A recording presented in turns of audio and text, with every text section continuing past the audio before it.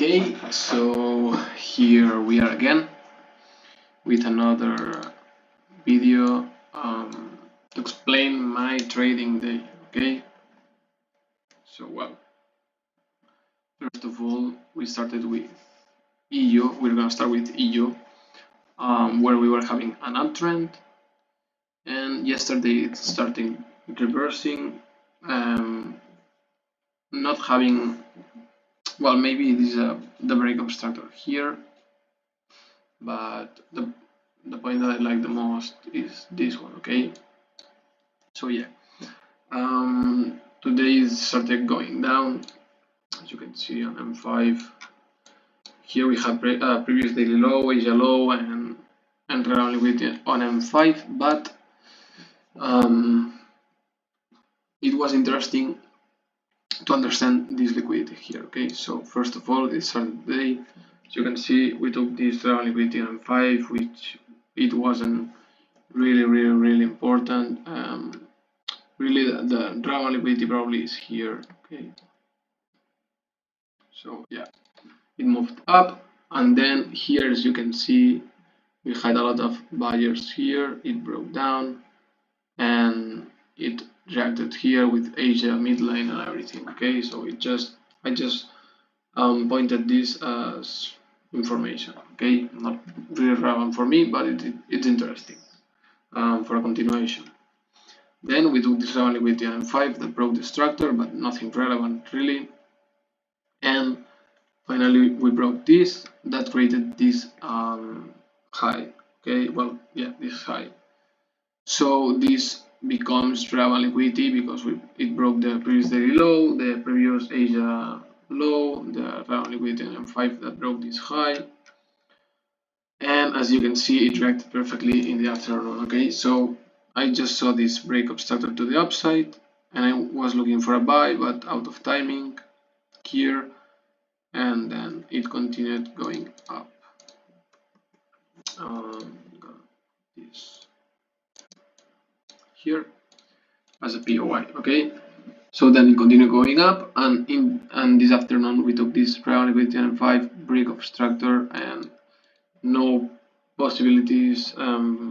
There's no chance for any entry, and for me the main target is here, which is the real liquidity on H1. Okay, so then after that,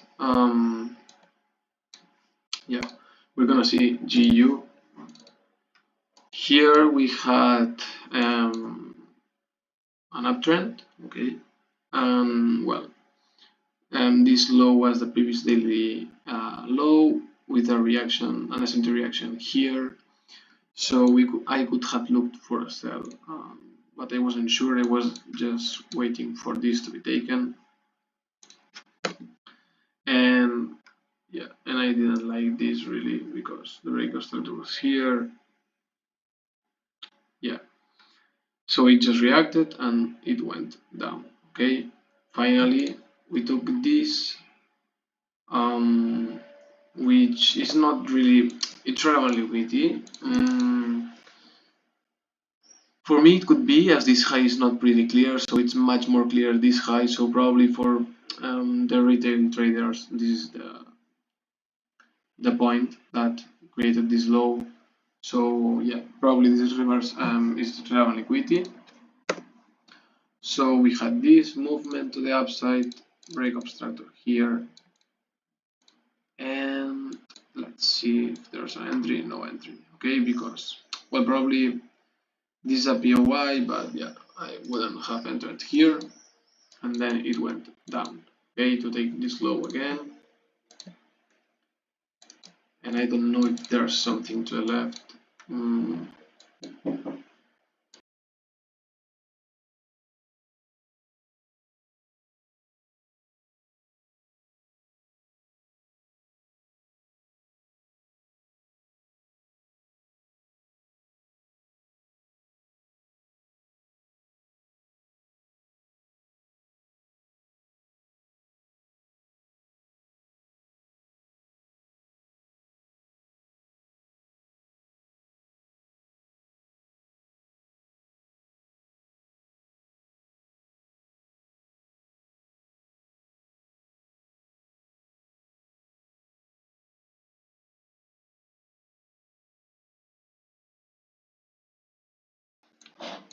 Okay, I'm here again.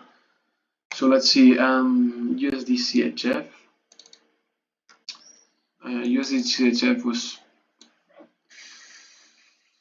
not difficult, but because for me here we had break obstructor and the relevant liquidity was here. But this was pretty confusing because we already had the movement. Probably we didn't take liquidity to the left, so I was expecting a continuation, and here we had the continuation to the downside, and I was expecting this low to be taken. But it's true that we had a break obstructor here on H1, and this was a previous daily low. So yeah, I thought about looking for a buy. It was interesting here, and I like the price action. I like the price action. Okay, so I have some sort of edge a little bit, and I see some scenarios that I like more or not. So here we had the break obstructor to the upside, but it was in Asia. I was here. I wasn't here. I was sleeping, and then it started going up. No opportunity for entries here. Maybe with this break obstructor and then a break here. But there was nothing to the left, so I didn't really like that. And then it went down. Well, it took relevant liquidity on H1 that broke this low, this structural low, and I had this sell marked up. I just waited for this to be broken, and I saw this candle here, so I waited, and I think I put my entry here, stop loss here, and my target was, let me see, yeah, and my target was here. Okay, why? Because it was like break and retest here, so I expected this liquidity to be taken. And the problem here is I don't know where I would have put the break-even and partial, probably here, break-even at least, but partial I'm not sure because I had to go to work, so I didn't enter here. I just put the trade on trading view, because usually this pattern with all mitigations, it continues a little bit, well, and I did so, and then it reversed back without taking any liquidity to the left. So yeah, pretty shitty price action, but well. And then USD JPY, I think, because okay, USD CAD and then USD JPY. USD CAD, we took this low to the left, which really has nothing, probably low of the week from a lot of weeks. But I expect this to at least broke this high and take this round liquidity. I don't know, but it's possible. So we just took the previous daily high here. I didn't look for nothing really this morning, but then this afternoon I saw this round liquidity on M5 taken, this range here taking all the liquidity. So I just placed an order here on TradingView, not on MetaTrader, because I was having rest before going to work. And when I saw this, I saw it like, yeah, just this candle here. So I had not, I can't come here with no time to reanalyze and confirm and everything, and enter like crazy. So yeah, I just put here the trade and waited, and well, yeah, and I would have had a break even and partial here, because with those equal lows I prefer this to be like putting here everything, and here my main target, which was the round liquidity on M5 that broke this. Maybe here, but yeah, I prefer these ones because are cleaner, and well, it continued going up. So as I say here, I didn't trade this that because I was taking, well, taking rest. I came to the PC or computer and I saw the entry, but I dubbed it as I wasn't there, and the ask line was to the upside. Okay, so this is important because the upside, the ask line was on the contrary. Okay, and well, and USD JPY, I think, well, yeah, I had really nothing on USD JPY. But it was really interesting because we took this low here to the left. Again, we took the previous daily low, so I was expecting buys here. And same on Asia, we had the buys. Here we took ground with the on H1 with a wick. So here I didn't enter because even having the previous daily high and this ground liquidity on H1, because I didn't really like it on H1. Okay, on H1 I saw this week like equal highs, this candle with this week a little bit, yeah.